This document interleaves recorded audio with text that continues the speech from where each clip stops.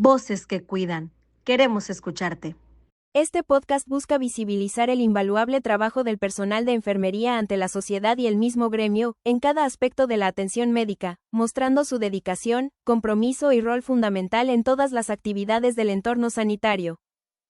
Decía, Anteriormente en ay, Voces que Cuidan. ni siquiera esto merece uno, agua caliente en ese momento, ¿qué está pasando? Pues, o por qué está sucediendo esto.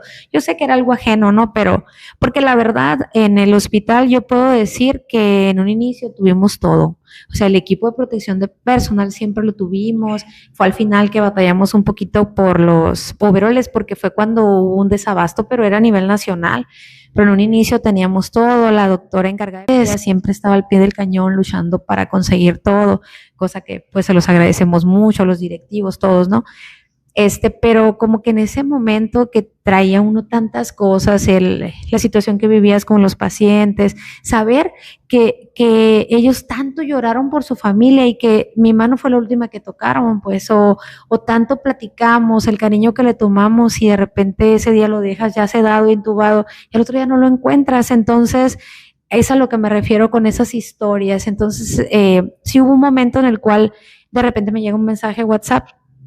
Y me dice, no me acuerdo el nombre de ella, pero me dice, bueno, soy fulanita de tal, soy psicóloga de Istezón, me dice, de ahí del CIAS Centro, me parece que era, y me pasaron el listado de todas las personas, dice que están atendiendo a los pacientes con diagnóstico de COVID. Entonces nosotros tenemos un programa en el cual vamos a trabajar con ustedes y armamos equipos. Entonces a los de la tarde, por ejemplo, era una vez a la semana, creo los jueves, si mal no recuerdo, a las 10 de la mañana se hacía una videollamada, una sesión por Zoom, y ahí hacíamos muchos ejercicios, nos permitían externar lo que sentíamos, nos pedían hacer dibujos, y en base a esos dibujos ellos los analizaban.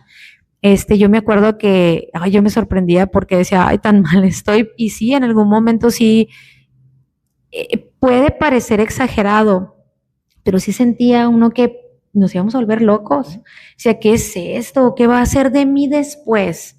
Entonces, cuando vivimos esa situación, yo estoy muy agradecida, aunque no me acuerde el nombre de la psicóloga, porque yo sí siento que nos ayudó mucho. Y me sorprendió demasiado que en el grupo en el que yo estaba, por ejemplo, había compañeros hombres que normalmente tú los ves en el hospital fuertes, o sea, fuertes, serios, no externaban nada. Yo no quería platicar lo que a mí me pasaba porque yo decía, van a decir que estoy loca, seré yo la única. Yo no los veía así a ellos, pues. Y resulta que ahí me di cuenta que no, que estaban sufriendo igual o más a veces. Entonces todos estábamos igual. Entonces, sí fue un momento muy difícil que yo creo emocionalmente nos dejó muy mal. Pienso yo que nos hizo falta todavía más ayuda o un seguimiento después, porque eso que te platico duró, no sé, 2 meses, yo creo, nada más 3, y después ya no, porque dijeron que no, que les habían dicho que ya pararan con eso, porque iban a empezar a reintegrarlos y que tenían que consultar ya a los pacientes allá, iban a abrir el primer nivel, y ya se olvidaron de nosotros, pues entonces ya nosotros era buscarlo por fuera, si querías, ¿no? Mejorar, porque esa ayuda ya se había acabado. Sí recuerdo yo en ese entonces que había atención psicológica para enfermería, para médicos, para todos los que estaban dentro de las áreas de COVID, pero me agrada escuchar, por ejemplo, aquí 2 experiencias en las cuales ellos, pues sí les sirvió esa situación. También me ha tocado escuchar, la otra cara de la moneda, ¿no? Aquellos que decían, puras tontadas, entrar a las sesiones, o sea, que era tanto el agotamiento mental, tanto la situación de desesperación, que sinceramente a veces nosotros cuando andamos así desesperados y pongo un simple hecho se nos poncha una llanta, ¿no? Es la culpa del hoyo, es la culpa del ayuntamiento, o sea, simple y sencillamente. Entonces yo me acuerdo que veía a los compañeros y compañeras, amigos, porque pues se forman amigos, que se expresaban así esa situación, ¿no? Entonces, tratar de buscar culpables o tratar de echar la culpa a algo, pero todo tiene una razón, inclusive a la fecha 2025, encontramos esos tipos de comentarios. esos tipos de comentarios y te das cuenta, no, ya sé por dónde vienen. O sea, ya sé por qué vienen tus comentarios, ¿no? Esas personas, así como dice aquí el compañero, no sé si ya tenga su base, pero, felicidades, pero hay gente y compañeros que enfrentaron esa línea de COVID y no ven como al final de cuentas, pues sí es muy bonita la vocación y hacemos mucho y lo hacemos de corazón, pero no todos, o la mayoría tenemos necesidades de todo tipo.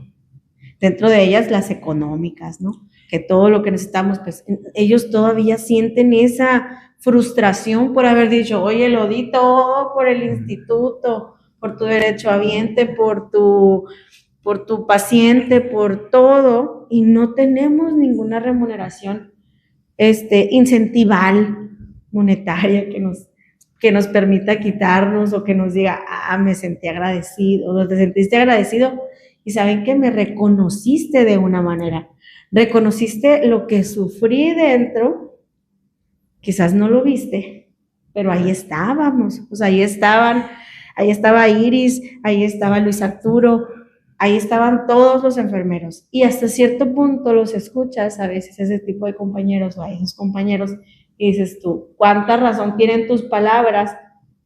Pero pues a veces nosotros mismos no podemos hacer nada. No, y como dices tú, ¿no? De muchos compañeros que apenas le están llegando a la base. Ya estamos ahí, ya teníamos rato trabajando. El personal de todos los hospitales que no teníamos una base segura, algo seguro, ya estamos trabajando ahí bajo contrato, bajo algún tipo de pago. Ahí le llevamos. Pero luego esa promesa falsa que hicieron de bases para todo lo que tuvieran en COVID. Ya estamos bien, ya estamos con una paga decente. No estamos esperando la promesa de una base. Pero luego te meten la de, van a tener base. Pasó el COVID, pasaron los años. Muchos compañeros apenas, mi institución apenas le han estado llegando base, pero las normales no son esas bases que se prometieron de base por tiempo de COVID, ¿no? Ahora, en las otras, como el IMSS Bienestar, que las bases que le iban a dar, que le prometieron, oye, ¿qué hace que en enero, marzo están haciendo paro los compañeros porque no les pagaban? Y tampoco tienen base. Entonces, ese juego emocional, psicológico que nos dieron innecesariamente, siendo honestos, eso, la burla es lo que castra siempre. Sí, se sintió como una... Sí, una burla. Una burla, ¿no? Lo que es. ¿Recuerdan alguna historia, un paciente, un compañero que los haya marcado? O sea, que tú dijiste, este caso no se me olvida. ¿Quién sería? Pues el primer paciente que logramos sacar de la ventilación venía de Magdalena. Tenía todo en su contra. Tenía pulmón todo fibrótico, compa con una obesidad mórbida exagerada, esas que no cabía en la camilla, en la cama. Y ya lleva ¿qué te gustan? Unas 3 semanas. Ya los sedantes lo tenía muy bajo y no respondía. Pues uno en esa situación pues esperaba lo peor. Pero me sorprendió que él fue el primer paciente que dejó la ventilación, se reincorporó a la sociedad, siguió vivo. Entonces dices tú, órale, el que tenía todo su contra, el diabético, el hipertenso, que es adulto mayor, y obesidad mórbida, o sea, tenía todo para que no lo hiciera. Y fue el primero que la hizo. O sea, eso me queda que las cosas no están dichas, pues. Así. De una u otra manera las cosas no están dichas.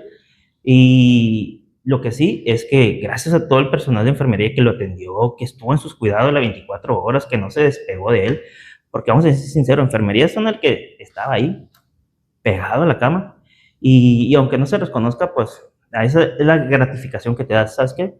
Aunque no te vean, con que hagas tu trabajo, las cosas pueden salir bien, aun cuando parezca que no.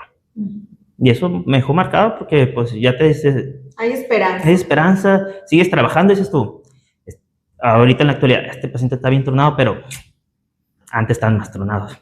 Una luz al final del camino. Hoy, ahorita hay un poquito más de insumo que en esta temporada, porque no puede salir y pues es lo que te da motivo para decir, vamos, órale, al que sigue, siguiente, lo que ocupa el paciente, si sale. Y eso es lo que te hace que saca al paciente avante, más aparte, también mucha la cooperación de los pacientes, ¿no? La misma Así cooperación de ellos que los ayuda a salir, Así la es. neta. Iris, ¿alguna historia? Híjole, yo muchas, pero yo no sé por qué hubo un paciente que me dejó muy marcada. No voy a dar muchos detalles porque pues hasta cierto punto puede ser una figura pública, pero él, a mí me tocó conocerlo cuando él llegó, primero diagnosticado con COVID y decía que estaba bajando la saturación, por eso él llegó ahí, lo veías y parecía que no tenía nada, él sí tenía una saturación menor de 90. Él era una persona de 40 y tantos años, casi 50, con una complexión física muy atlética, digamos. Él decía que años atrás, no muchos años atrás, había decidido ser vegano, que le gustaba mucho hacer ejercicio, se cuidaba mucho, que su hija era nutrióloga, etcétera, etcétera. Bueno, y él constantemente hablaba del orgullo que él sentía por su familia, y no solo por sus hijos, sino por su esposa. Y también amaba lo que él hacía. Y se notaba mucho por cómo él se expresaba. Mejoró, lo trasladaron al CENTE, me dio mucho gusto, lo despedí con mucha alegría porque lo dieron de alta. Yo creo que en menos de una semana él regresa nuevamente allá al hospital, pero ya venía más mal, ¿no? Aún así estuvo 2-3 días consciente, pero cada vez se ponía peor. Me volvió a tocar ya en otro cuarto aislado, pero volvió a ser mi paciente y volvimos a platicar.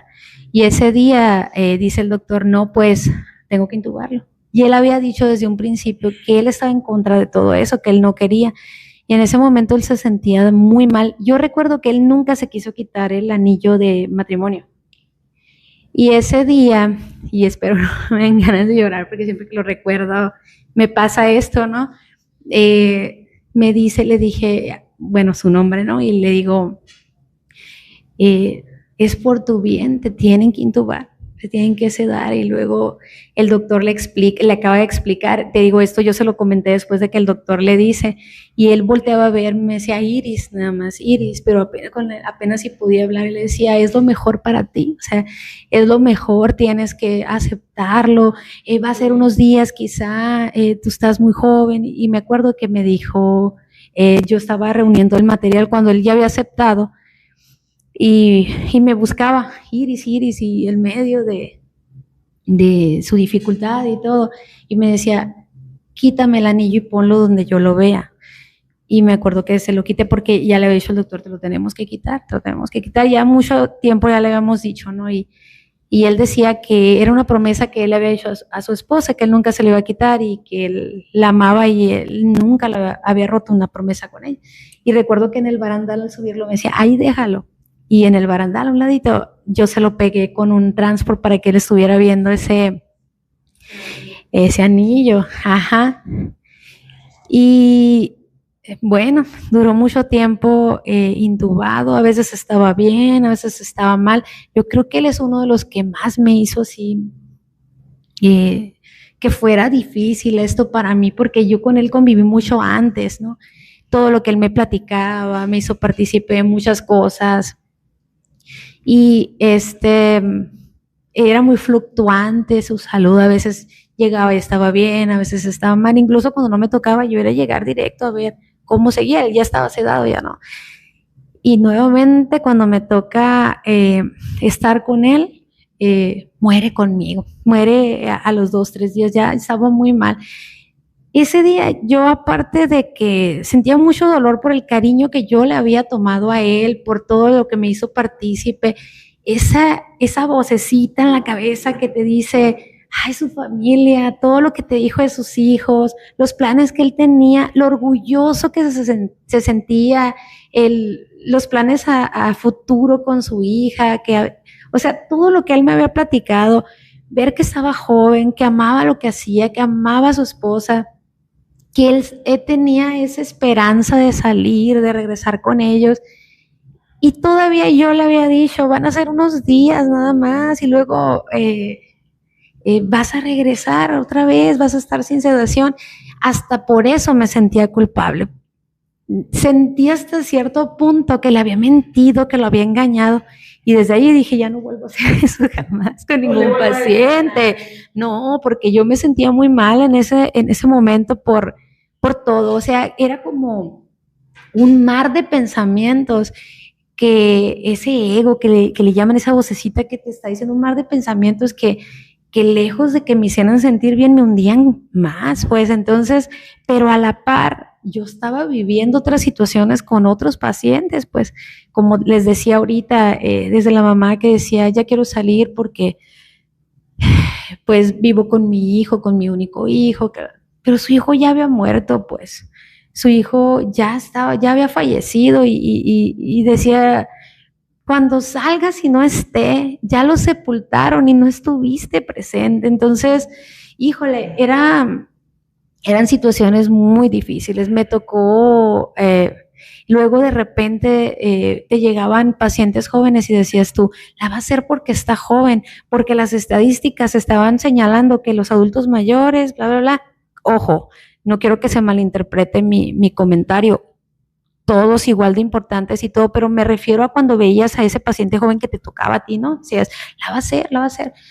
Y como comenta el compañero Arturo ahorita, había pacientes que tenían todo en contra, y gracias a Dios salían pacientes de más de 90 años, afortunadamente, gracias a Dios se recuperaban y salían. De repente decías tú, toda mi esperanza que estaba en el de 23, porque 23 años me tocó ver morir a un joven. Entonces el papá sobrevivió y él murió.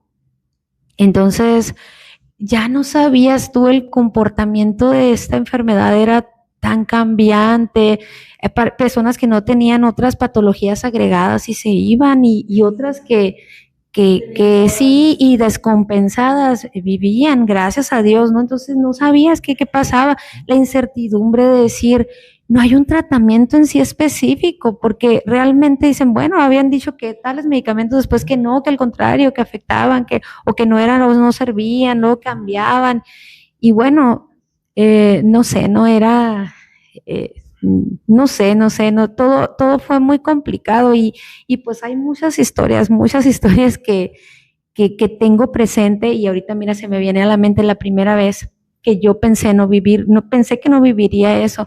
Cuando se tomó la decisión, había 2 ventiladores nada más, y había 3 pacientes que lo requerían en ese momento en la tarde. Entonces, uno de esos pacientes tenía 38 años.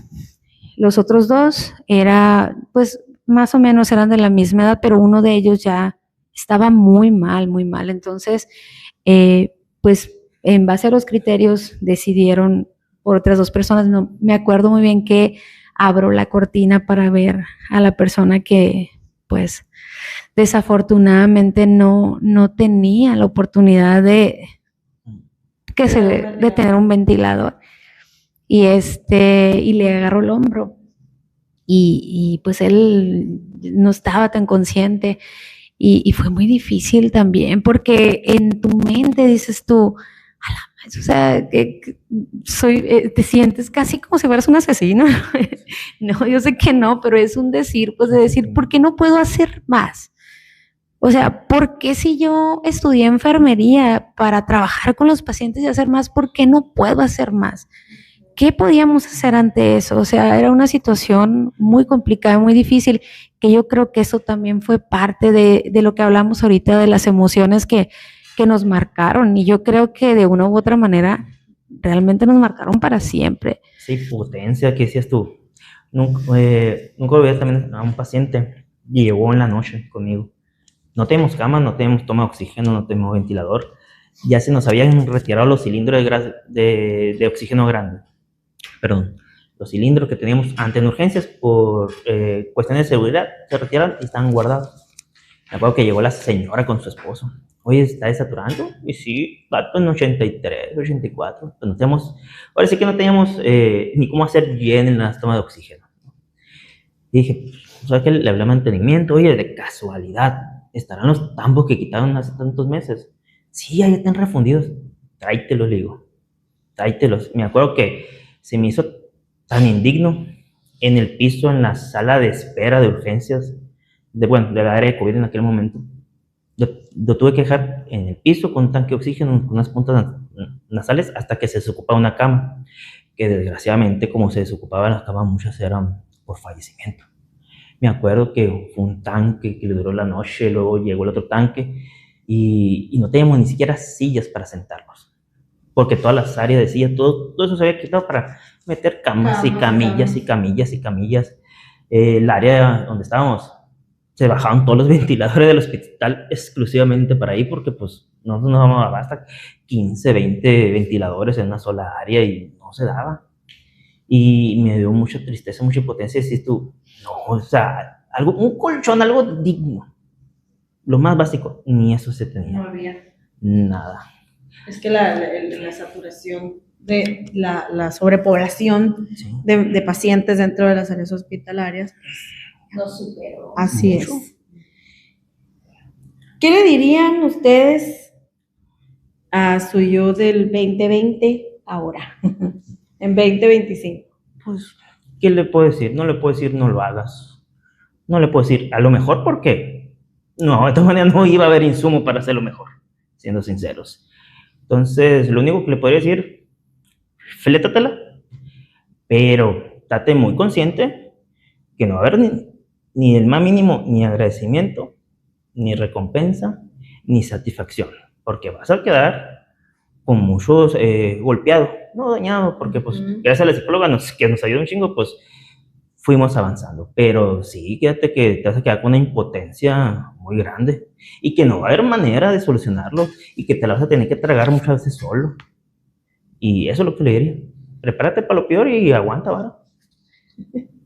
Sí. Iris, ¿qué le dirías a tu yo del 2020? Híjole.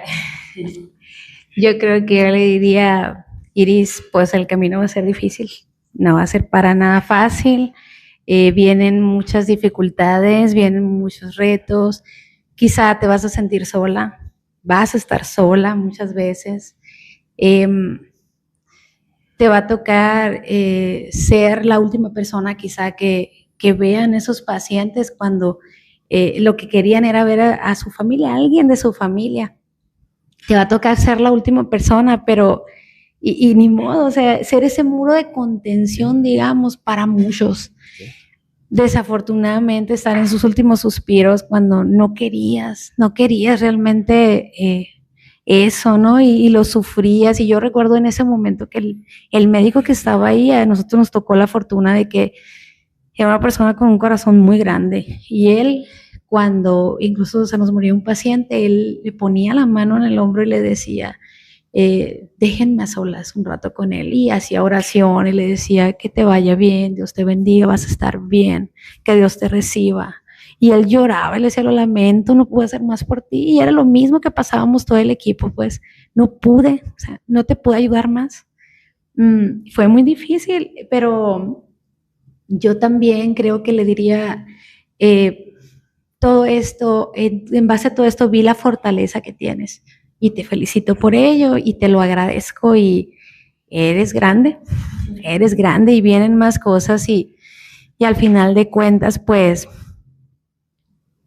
aunque yo quisiera decirle a mi Iris del pasado, a la Iris del pasado, que no se involucre tanto para no sufrir tanto estas pérdidas o esas situaciones que veías, lo que sufrían en ese camino, independientemente de que se recuperaran al final.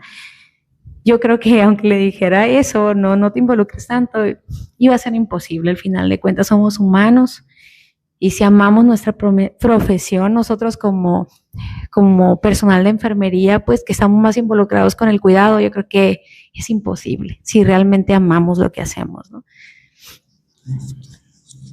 Yo creo que también es importante preparar a las nuevas generaciones, ¿no? Porque nadie nos prepara para ese tipo de situaciones, pero también es importante, me gusta mucho hacer énfasis en aquellos jóvenes en formación, ¿no? Que están estudiando, que están así, y que de repente nos vuelvan a decir, ¡zas! Otra pandemia. No un COVID-19, pero algo similar a COVID-19. ¿Qué les dirían a estos jóvenes ya por último? Ay, qué difícil está la pregunta. Qué difícil está la pregunta, porque no sé si esa misma pregunta me la puedo hacer yo en la siguiente pandemia. Siendo sincero, o sea, ya viendo por dónde vas. No, ¿qué le voy a decir a los jóvenes? Que si quieren tomar el reto, tómenlo. De que van a aprender mucho, van a aprender mucho. De que se van a autoconocer y van a ver sus límites y hasta dónde llegan, lo van a conocer como persona, ahí es donde se van a conocer, la verdad.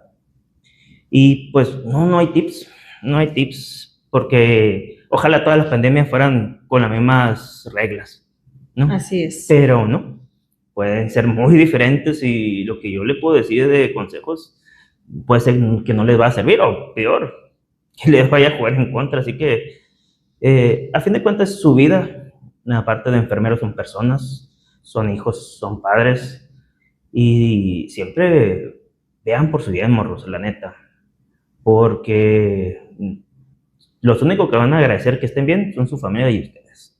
Así es.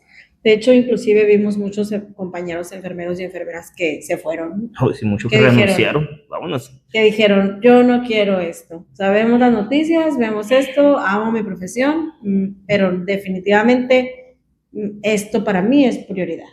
¿Qué les dirías, Elisa, a las nuevas generaciones? Pues sí, en efecto, es una pregunta difícil. Pero creo que yo cuando fui estudiante nunca pensé que me iba a enfrentar a una pandemia, porque uno cuando te hablaban que de la viruela, el sarampión, cuando moría mucha gente por todas esas enfermedades, dice uno, ya está controlado, ya todo está controlado, ya eso no me tocó. Incluso cuando veía las imágenes en las pinturas de que traían las mascarillas con los filtros y todo, dices, esto no va a pasar aquí, ¿no? Me tocaron dos. La primera fue por influenza H1N1, que híjole, fue muy difícil también. Tengo muchas historias al respecto. Y la segunda por COVID-19. Yo creo que lo que yo les diría a los próximos profesionales de enfermería es que pues la profesión es de vocación y servicio y de muchos valores, de realmente ser personas con las competencias necesarias en cuanto a conocimiento, práctica, actitudinal, para poder sacar adelante eso. Entonces, se necesita de mucho amor por el cuidado de los demás para realmente sobrevivir a este tipo de situaciones. La enfermería o cualquier profesión del área de la salud, en este caso la enfermería, demanda de profesionales que realmente estemos capacitados, preparados. Acudir con un psicólogo, o sea, hablar de preparación es preparación en todos los aspectos y estar bien tanto física como emocionalmente, y en ese caso emocionalmente, simplemente por la vida que estamos viviendo allá afuera, y por la profesión que elegimos, debemos amarnos lo suficiente como para acudir a recibir apoyo, ayuda de profesionales en este caso de psicología, psiquiatría, sin pensar que esto está mal, porque muchas veces luego decimos, es que no estoy loco, no estoy loca. No es eso, no es eso. Nosotros necesitamos estar preparados por lo que vivimos constantemente, pero como les decía, no solo en ese aspecto, sino en todos los aspectos, porque en esta ocasión lo que vivimos nosotros fue aprender a no solo a sobrellevar esta parte emocional, sino ir aprendiendo el comportamiento de esta enfermedad y que... o sea que a veces decíamos, bueno, se comporta siempre así, y no, o sea, con todos los pacientes era diferente, no sabías qué hacer, de repente querías aplicar esto que aplicabas con los demás, pero con él no era lo correcto, no le beneficiaba, era todo lo contrario. Entonces yo creo que yo más que nada eso les diría.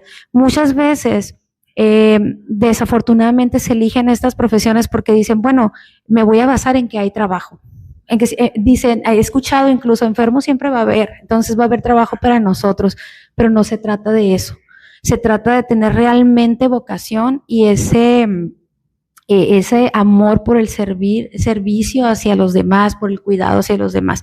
Porque yo lo que siempre les decía cuando daba clases en la universidad a mis alumnos y a los pasantes era, los pacientes, por el hecho de verte con un uniforme blanco o el color que uses, ellos dicen, bueno, yo pongo mi vida en tus manos porque confío en ti, sé que eres alguien de la salud y estás preparado para ayudarme. Pero desafortunadamente no siempre es así. Desafortunadamente hay personas que realmente no les gusta lo que hacen, no están preparados, no se siguen preparando y pues no es justo, eso no se vale. Entonces yo creo que eso más que nada es lo que yo les diría. En todos los aspectos. Pues no me queda más que agradecerles por venir a compartir estas experiencias acerca de la pandemia COVID-19, de estar en ese campito entre el miedo y la vocación, ¿no? Entre el tengo miedo, pero quiero ir. Sí. Bueno, pues muchísimas gracias, maestra Blanca Iris Villegas García, por participar en este episodio, nuestro 10º episodio. Muchas gracias. De Voces que Cuidan, queremos escucharte, y al maestro Luis Arturo Maldonado López por su participación en este episodio. Muchísimas gracias a todos ustedes, principalmente por escucharnos, por vernos y por apoyarnos en nuestros proyectos. Voces que Cuidan, queremos escucharte, del Colegio Sonorense de Enfermeros. Nos vemos la próxima. Sé parte del cambio. Te estamos esperando.